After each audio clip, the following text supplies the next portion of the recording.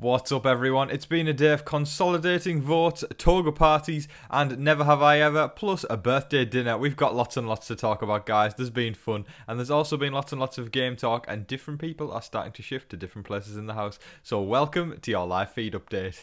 Okay guys, we've got two things to celebrate straight off the bat. Okay, number one, thank you guys for helping me hit 8,000 subscribers. I appreciate you guys so much. 8,000 is...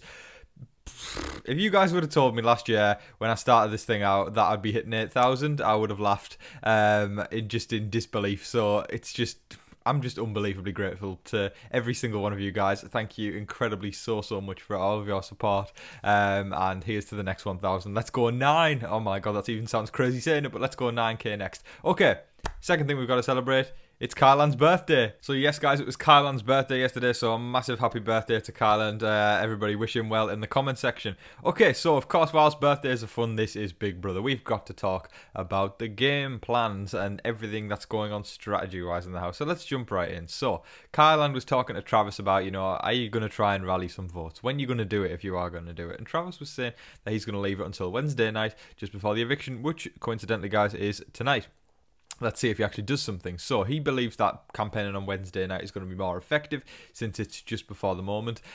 We've seen a lot of flips in Big Brother history happen on Wednesday night, so it could very well happen where the vote gets flipped onto Travis's side and Travis is sent not home. So, you know, Alyssa will be sent home. Sorry, I nearly mucked that up there. But, you know, Travis will stay in the house and Alyssa will be sent home on a week one blind side, which would be very on par with this season so far, you know, with all the chaos that's happened. So, yeah, let's see if Travis does actually campaign. He is led to believe that Derek X will be the swing vote for him should he need it. If it happens to be a 6-6 situation, he is led to believe that Derek X said he will jump on board with his side, so then it becomes 7-6. So yeah, let's see how that one turns out. But all the best to Travis. I don't necessarily think he's going to be good at campaigning, but you never know. Let's see. Expect the unexpected. Tiffany was trying to talk some sense into Derek F because Derek F has very much been very loyal to Frenchie and sort of quite talking to him like he's a ride or die sort of situation. And Tiffany was saying, look, do you know who Frenchie reminds me of? It's Devon from BB16. She said what we were all thinking, and she was saying, look, it's one of those things where it's like you've got a bit of power, then all of a sudden you've got 13 damn people in the alliance, and Tiffany hit the nail on the damn head there, so... Brilliant to see her sort of doing that. And do you know what? It's just so, I've got to say, it's really just enriching as well to see so many people playing the game. Past few years, we've maybe had 2 or 3 people that have played the game. Everybody is genuinely here to play this time. Whether, you know, they may be lying in the background slightly, everybody is doing something to try and better their own game. And thank you, BB Gods, for that. We appreciate that massively. But yeah, it's great to see Tiffany trying to sort of sway Derek F. And Derek F couldn't remember who Devon was at first, and then... he eventually realised and he was like, oh yeah, that guy. So I think maybe some sense got knocked into him there from what Tiffany said. I guess only time will tell, but we'll see as the days go on. Frenchie, Aza, Hannah, Claire and Tiffany were sat in the backyard and they formed an alliance called French Kisses. I'm sure Frenchie was in heaven there as he was getting all that approval from the girls. He is on a power trip this week, and any more power that he can get, he will be very happy.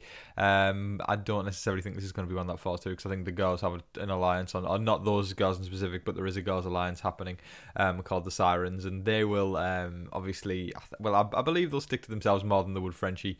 But you never know. We've seen Frenchie cause mayhem this week, and do you know what? Crazily, it's looking like he actually might make it through another couple of weeks. So. Who knows? Expect the unexpected, guys. Do you know, I feel like I'm signing so many of these clips off now with expect the unexpected, because this truly is a Big Brother season where we are expecting the unexpected, and that is what we want. Thank you, BB Gods. I'll say it again. Thank you, and expect the unexpected.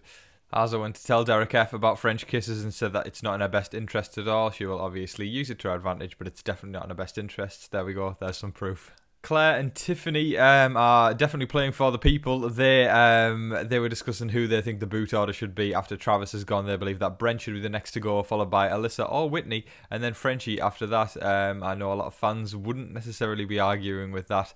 Let's see if Tiffany and Claire actually have the power to do so. Trust me, those two are incredible players in my opinion. I wouldn't be surprised if they can pull this off. For Kylan's birthday, they had a toga party where everybody got dressed up in Roman togas and had dinner, and then it went on to games on the couch of Never Have I Ever and Mafia. Just a lot of fun for Kylan's birthday. It's just nice to sort of see people taking a little rest just for someone's birthday. Not too much of a rest, this is Big Brother, guys, but taking a little bit of a rest so they can have a bit of fun for Kylan's birthday. As I said before, happy birthday to Kylan. But the game talk continues, guys. Let's get on to that.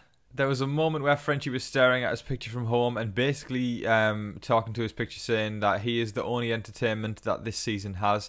He feels that everybody else is dull and boring and everybody's only here to flirt.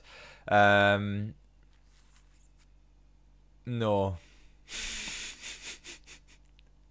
Travis, Claire and Tiffany were scheming about the vote, and although they all realised that the votes are not necessarily in Travis's favour this time, Tiffany suggested that she could throw a hinky vote and then blame it on Derek X next week. It's not a bad idea. I know a lot of people love Derek X. He seems like a great guy, but it's probably a good idea in regards to keeping yourself safe another week. If you can pin it on somebody else, then it's not on you, as much as Derek X does seem like a great guy and somebody that I think I'm rooting for as well. I respect Tiffany's game plan there. I mean, she's not necessarily definitely going to do it, but I think it's not a bad idea if she does go ahead and do it, because there's so much talk of Derek X being the outsider right now, or the person who, because he did create ripples in the first couple of days, so it would make sense to pin the vote on him, because especially if she feels like her back's against the wall. She doesn't, but Tiffany is very much reminded me of Danielle Reyes. She's many steps ahead, and always making sure that she's ready for maybe 3-4 weeks ahead rather than just the next week, and just little things like that. I think she's got it on lock. So massive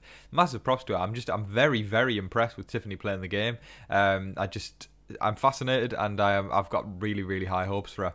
Even after all the birthday celebrations, Brent expressed that he did not trust Kylan. It's very interesting to see that it's not two sides of the house. And even, you know, whilst there is this big slaughterhouse thing happening, people don't trust each other. It's not like a solid alliance where people have organically came together and gone, yeah, let's be a family, let's be a gang together, and we stick together through the good times and the bad. It's been, Frenchie's gone, okay, you, get in here, let's force a group together. So it's not solid. It's just, you know, it's kind of, let's do what Frenchie says. So that's going to crumble, and it's just brilliant to see that no two people really have the same agenda. Yes, people may have the same target, but nobody's going, okay, it's these two people going on the block. It's this person alongside this person. Then this other person says, yeah, okay, I'll put that person on, but also I'm going to put this different person next to them. Brilliant. It's so much variation, which makes Thursday night so exciting, because it really is a kind of a tombola, you know, like potluck when somebody does win head of household, and really is going to set the tone for the week. Bring it. I'm so excited. We love some Big Brother when it's playing out like this. I'm just overjoyed to see the game play like this. Tiffany and Claire, in a last-ditch effort, are obviously trying to save their teammate, and they were sort of suggesting little pointers for Travis of what he could do to try and stay in the house. So obviously we know with Frenchie that he goes back and forth.